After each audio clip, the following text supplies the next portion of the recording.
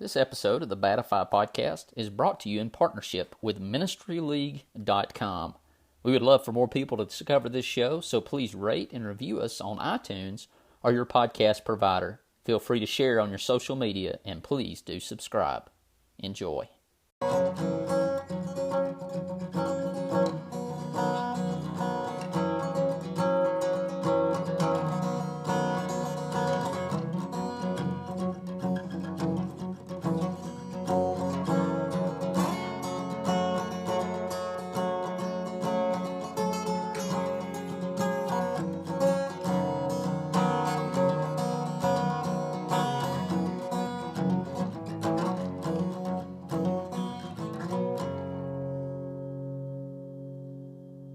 Welcome back to the Batify podcast. This is what we like to do traditionally is a Maywood version when we get to come to Maywood. And obviously with the COVIDs going on, we've had a little bit different. We're just so happy to be able to come for a couple of days at least and kind of have a day camp. And it's been awesome. I don't know if you out there listening have a place like Maywood, but Ben and I certainly have enjoyed and grown spiritually here. And Ben, how are you, man? I'm good. It's always good to be on at the best place on the planet. Yes.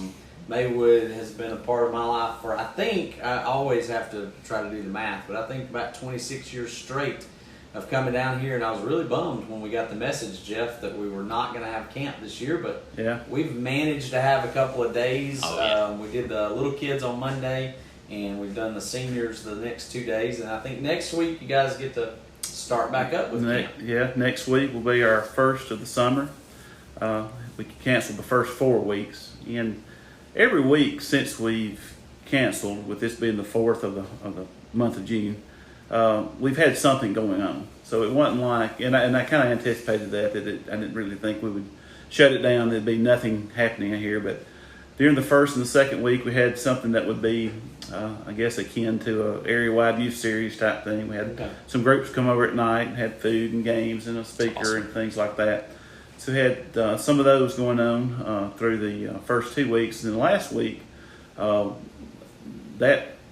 week, hosted more of a virtual week. Didn't have a whole lot of kids here, but we had people in and out all week doing a lot of the recording. And then they did bring a group over Wednesday night and had worship service here, and mostly adults and a few older teens that were here. Maybe 40 or 50 were here for that. And then it just kind of ended up, I left to go home, and there were still probably 40 sitting on the front porch of Isaac's Inn, just sitting around catching up, talking. What you would normally see at a week of camp, after the kids get sent to bed, and some of the cook staff and folks like that are just kind of sitting up talking. So it was like that. And then, of course, y'all are here this week, dude. Well, it's got to be a hole in a lot of people's lives because, this is something that everybody looks forward to. And I guess, I don't even think, did we introduce that we have Jeff Goff with us? No, but I think we got into our conversation a little bit. It's all right. Jeff Goff, how long have you been directing Maywood?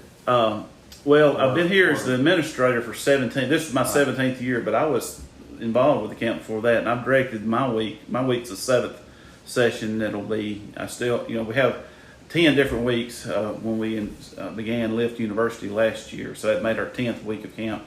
And we have a different set of directors for each week. So I still direct the week that I was directing since 1996. That's when I started directing that week. And then I came to work here as the camp administrator in 2004. So this will be the 17th season to open the camp. I've been here for 16 and a half years. Wow. Few things have changed around here in that time, right? Yeah, a few. There have been a few. We kind of had a plan when I came that just looking at the facilities, that's one of the things I've talked to a lot of people about. It really wasn't that we thought the program of the camp needed help.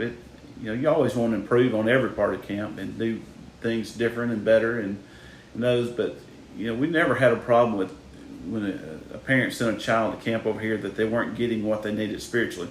But we could obviously look at the facility and say, all right, there's some buildings that were built here in 1965 when the camp opened up that we're still using and really weren't a lot different than they were then. And so we had a plan, and that plan is still going on right now of replacing and improving the facility of the camp. Some of the building that we're at right now is our director's hut and the office and crafts huts down below and different things like that. Where this building was sitting was the old nurse's hut and then director's hut, and a lot of the same things we still use it for now. This may have been one of the first changes that was made, wasn't it? Well, no, the first change that was made was right across the street was the nurse's hut. That was in 2005. The nurse's hut, then the cook's cabin, then the new girls' cabin. There, everything that was very first things that we did were right here in the main gate. Okay. And it was the things that were needed the most, but it also were the things that were the oldest, because I guess when they started the camp, they kind of started from the entrance going out. Yeah. So we replaced this building, and when we were tearing it down, you could see that it wasn't built to be a 100-year-old building. Right. And we talked about that a lot. That afterwards, the people were doing all they could do to get the building built. So I never faulted any of those that went before us on how a building was built. Yeah. Obviously, because they were doing what they could with what they had. And we were just happy to have, build. But it was easy to tear some of those buildings down and replace. Well, and Travis and I started, like I said, 26 years ago or so, and I think when we started, there was one air conditioning building in the whole place, and it was the mess hall. Yeah. Well, and the nurse's hut and the director's hut was both both air conditioned, and then we actually it wouldn't have been we didn't air condition the dining hall until probably 20 years ago. That's right. It was a little bit before I came. Well, it wasn't long once before. you stand outside, which they don't have to do anymore. Right. They don't have to stand outside, but once you stand outside and you sing for that 45 minutes or whatever, I'm sure that's not that long. Once you got in, it was a lot cooler just because you were out of the sun. Yeah. But it's. And I didn't spend any time in the director's hut back then. Exactly. And I probably was in the nurse's hut occasionally, but not very often. So. Yeah. A lot of changes, but like you said, still, great spiritual atmosphere, but a lot of good changes. The mess hall, dining hall is just phenomenal. That came up a couple of years ago, and it actually acts as much more than that now. Yeah. We're able to do a lot of activities. You got a place to watch movies, and we can do a lot more in there. And that was, of course, our plan, not to just replace a place to eat. Of course, the old one, it didn't even have public restrooms in that. You had to. Right. That's and before the building, I forgot about that. Before the building we're in right now, there was not a. Well, let me take it back. There was one public restroom, a guys and a girls, that was down by the crafts hut. That's right. So the only other place to go if visitors came was to that little one-room stall or into a cabin. And that's what most people would do. They'd have to kind of search around for a place to. So obviously that's one of the things we want is to have public restrooms that were nice and everything. Our camp stores in there, and it's just opened up a lot of inside and outside areas to do. Our registration, Bible classes, big group meetings like when we have retreats. During camp we'll set up the tables for camp. When you've got 350 people here. And you never have that many for a retreat. It's usually a typical retreat is 50 to 100, and so we can set up that building with tables and chairs on one end, and you have enough room there to do inside games or whatever you want to do. Watch movies, like you say, or worship service. A lot of times when it gets colder, they'll do the worship services inside instead of in the outdoor pavilions and things like that. So most people know that they can, register for camp at the website, and that they, a lot of people know that because their groups come. There's different areas of the state, in Mississippi and Tennessee, Alabama, that register for these weeks of camp. But what about for the retreats? How would they go about, checking into it? Well, if you go to the website, and it's MaywoodChristianCamp.com. Okay. There's an area there to go to for retreats, and we don't register online like that necessarily. They would send in a request. Right now we have all of our retreat weekends for the fall held. And what we're doing, we already had a lot of them booked anyways, but we're holding them all for the weeks that didn't get to come. And I talked to Perry yesterday or the day before, and he's going to get one for y'all for this week too. And that way, at least, after hopefully the COVID thing has died down into the fall, that you'll be able to come over here for a few days anyway. I know the third week has already got Labor Day weekend booked.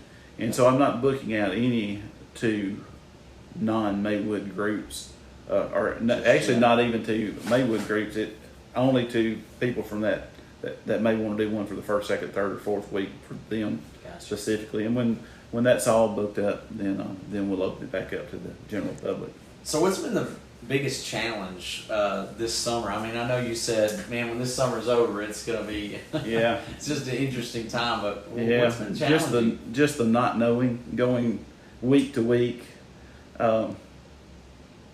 It's been, most people have been very supportive. Had a few that have kind of called us on it. What were y'all thinking? How could you even think about coming to camp? But not very many. The vast majority have been supportive. Not even saying that they're supportive that we're coming, but supportive that we're trying to do what we think's good for the kids. They've lost so much already, so we want to be able to give them something. Yeah, it's not just camp, but they a lot of these kids, especially your seniors, lost a lot of their special moments. And right. I mean, I can remember and I've watched for 26 years seniors get so much out of that last year of camp. It's just a special time, and I know it's been hard for a lot. When I was 18 and we did our bonfire, and that was the first time I publicly spoke anywhere. Mm-hmm. And Ben throws me under the bus and goes back and tells our preacher, "Hey, Travis spoke in front of everybody," and then he wore me out for however long it took to finally break me down to get into the pulpit. So I mean, even as an adult, there was a couple years there where I wasn't able to come, and I get midway through football season, and it hits you. I didn't go to Maywood this year, and I needed that to help propel me and to serve and to be. So it's not even just as much as teenagers need it, but as an adult, it's kind of like when they said, "Hey, we're going to get 3 or 4 days." Oh well, I'm there if at all possible, So it's obviously important and impacts people. Yeah. Well, we had, I was the same way when people started calling and saying, "Well, we're going to do something," But we normally have what our week is 250, 300. Is that right? Well, if you include campers and staff, you'll have about 350. Yeah, so 330 to 350. And we've only had about 50 kids, I think, this week sign up to be here. So, like I said, there's a lot of people who probably have that hole in their heart for the year. Yeah. And then, counting the weeks before us, 3 weeks before us. Is it 3 before us? Or 3 before the 4th week. So, yeah. There's just a lot of people that are, I know, struggling with that. So, yeah. It's going to be a great trivia question here in a few years of who was the Maywood staff in 2020. That's right.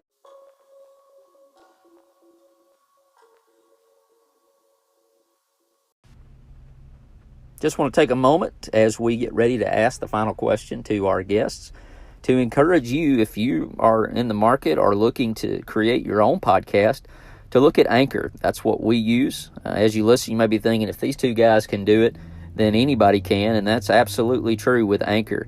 The best part is it's free. There's plenty of creation tools that allow you to record, edit your podcast right from your phone or computer. You can also contact and have your guests on from different locations or right there in the room with you. Anchor will distribute your podcast for you. It can be on Spotify, Apple Podcast, and many more. You can make money from your podcast with no minimum listenership. It's everything you need to make a podcast in one place. Download the free Anchor app or go to anchor.fm to get started.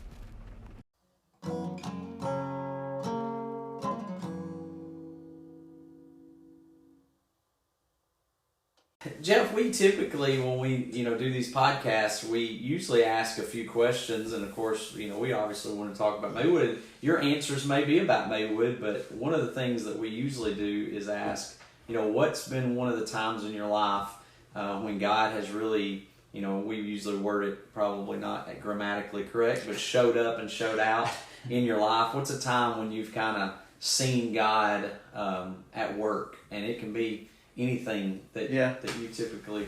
Well, you kind of spoke to that before we started, so I've been running through my mind how would I answer that, and there's so many.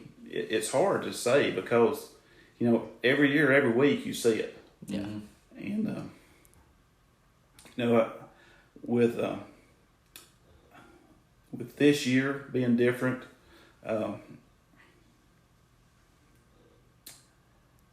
just the way people have responded, to be able to see just the goodness in people, that's been really, really big, really encouraging to see. And then back to the very beginning when I came here in 2004, just things that happened the few years before that. I was a paramedic in Tupelo. Thought my whole life that's what I would be doing when I retired, and just some things happened right through there. Not necessarily anything bad. It wasn't anything bad. It's just some things that just kind of made me look at things and think, all right, there probably is something different than I'm supposed to be doing. Yeah. And of course, it worked out. And I came here. I remember very distinctly where I was at, what I was doing, when the thing happened that kind of made it click. I was playing golf with one of the kids from church. It was not from where I attended, but was one of my camp kids that was in my area. He was in high school, but like I say, I was a paramedic, and the way that typically is, you have to work weekend shifts, and for almost 13 years, I'd been working a shift where every other Sunday morning I had to miss church for work, and was off by Sunday night, and was off every other week. Well, there's it's a pretty big agency, or not agency, but hospital that I work for, and there was over 200 between flight, dispatchers, paramedics, EMTs, pilots, and all. And a very few, when I say very few, like 3 or 4 had shifts that didn't involve having to miss church to work. And one of those came up after about 12 years, and I put in for it. Only one other person put in for it. And it was a deal where that other person, you would look at some, all right, this one's been here 12 years, this one was still even a part-time employee, and I didn't get it. And I just thought, all right, I was playing golf that day with that guy when I got the phone call from the boss saying, we're going to let the other person have that job. And I just got thinking, all right, there's I need to open my eyes, because there's some reason. And it was about that time that this whole the Maywood thing started. We had talked in the past as a board about doing something different than what we were doing. I don't know how we ran the camp without somebody running the camp. It was all done with volunteers. The board president did all the registration and just different things like that. And now being here running the business of camp, I don't know how we did that at all. But we did things different back then than we do now. Things like, if we'd been going through this corona thing right now without a camp administrator, whether it's me or whoever it would have been tough. Sure. To just to handle all this. Can't even imagine. So anyways, that was the time that all this kind of started opening my eyes to say, all right, I don't think I need to be a paramedic the rest of my life, because I felt like that was a door that was shut on purpose. Yeah. Don't know that it was, but I think it was. Yeah. And it was within not a year, maybe a year, that this started just unfolding. Wow. And then here I am, 17 years later, 16 and a half years later, here still am. So what have you noticed about yourself in those, 16, 17 years? Well, even going back to being, I guess, a counselor and director and whatever else, how has life changed as a result of this being your full time? I don't know. Or Outlook or anything? Yeah. You know, is there a? I would think that network of, I mean, obviously you were involved anyways, but now you see it in action. You know, I wouldn't have known being in Travis. There you go. You got to put that at the top. Yeah, because our weeks didn't line up. We've been coming, right. for years. I would have had no. I mean, perhaps I would have ended up going to CYC with my group from back in Mississippi, and you might have known that that's the two crazy guys up on the stage singing VBS songs.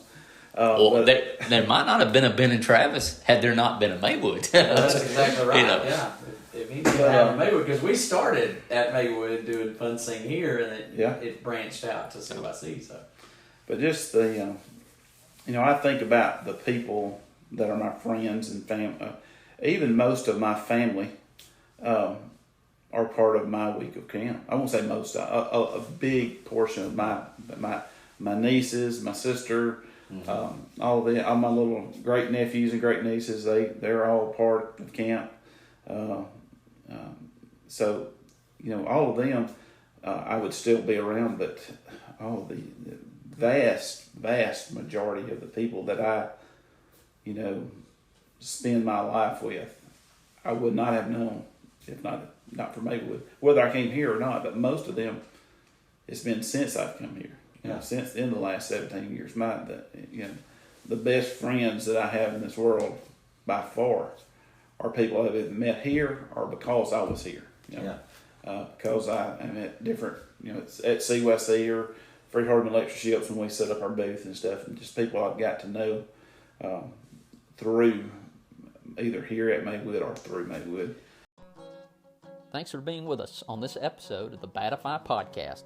Be sure to download the Ministry League app and get all of our sister podcasts, along with all sorts of great ministry material at facebook.com/Ministry League.